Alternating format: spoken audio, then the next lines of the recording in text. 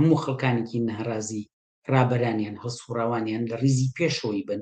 وە ئەوەی ئەوانەی کە با بڵێن لە مامۆسایانە لە ناوەندە جێجیەکانە لە کرێکارانە خەڵک بە قسەی ئەمان دێتە سەرجادە یان ناڕزایەتی دەڕەبرێ ڕادێ لە یەکگرتووی لە هەر شێوازێکاوێ لە دەستەیە بێ لە گروپا بێ و لە خۆی پیشانەدا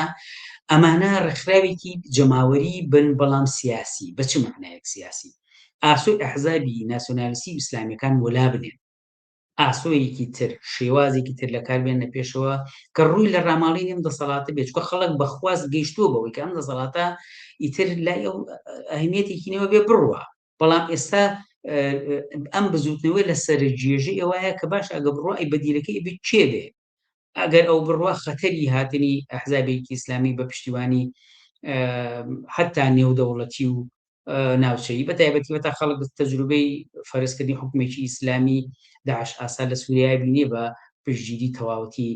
بەتایبەت ترەمپ و هاوپەیمانەکانی چۆن هاتوون سەر حکوم یعنی ئەم مەسەلەیە ئەوەی کە تۆ دەسەڵات وەلابنی بەتەنها کافی نییە خەڵکە بێ ئامادە بێ بۆی کە باش بەدیلی دوای ئەوە چیە کە بەڕایمە بەدیلی دوای ئەوە دەسەڵاتێکی ڕاستەقینەی جەماوەریە کە بتوانێت نوێنەراتی خەڵک دابین بکەوە خەڵک خۆی هەم بڕیاردەر بێ وامیش بتوانە بڕیارەکان جێبەجێ بکە بمعنە